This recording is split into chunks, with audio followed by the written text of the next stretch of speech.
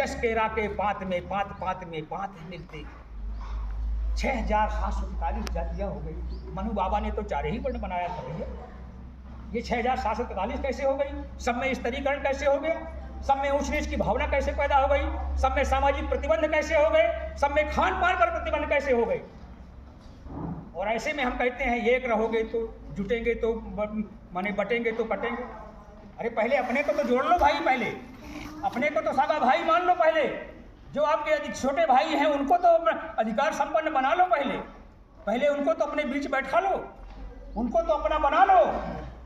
और जब तक उनको अपना नहीं बनाओगे तब तक आप कैसे कह सकते हो कि फलाना भारत ये बनेगा, वो फलाने भारत वो बनेगा। तो बाबा साहब को हम अपनी हृदय से की गहराइयों से अपनी श्रद्धा सुमन अर्पित करते हैं। और ये निश्चित रूप से कि ये थे तभी हम हैं, वो थे तभी हम हैं।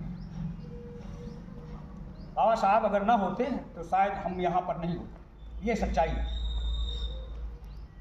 बाबा साहब यदि ना होते तो हम यहाँ कभी नहीं होती।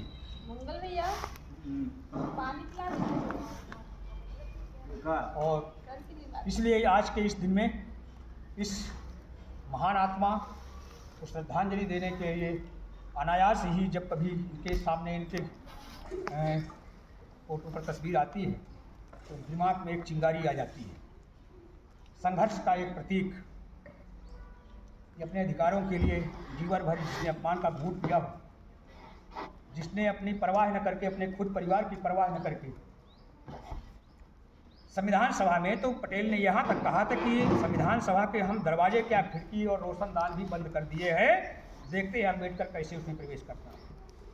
और धन्य है बंगाल के उन मुस्लिम भाइयों का खुलना और जैसलमेर से, उन्होंने संविधान सभा में बाबा साहब को चुन करके अपनी सीट से चुन करके भेजा।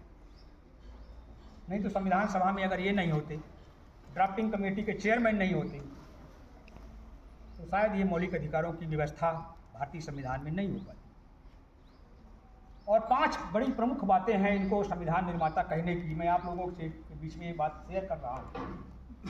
समकालीन भारत में इनसे बड़ा उच्च कोटि का विद्वान कोई नहीं था, जिनके पास मस्तिष्क डिग्रियाँ थी, 9 भाषाओं के जानकार थे, एक महत्वपूर्ण विधिवेत्ता थे, भारत सरकार में कानून मंत्री हुए। इसके पहले उन्होंने बम्बई विधानसभा में भी कानून मंत्री के रूप में काम किया। करीब 10 विधेयक तो उन्होंने बम्बई विधानसभा में पास करा दिया। तो इनके योगदान को भारत के आधुनिक भारत के बनाने में इनके योगदान को नकारा नहीं जा सकता। और ये निश्चित रूप से ये शोषितों के, वंचितों के, पीड़ितों के, दलितों के, नारियों के ये मसीहा थे, इसमें भी कोई अतिशयोक्ति नहीं है। मैं यहीं से अपनी बात समाप्त करता हूँ। जय भीम, जय भारत।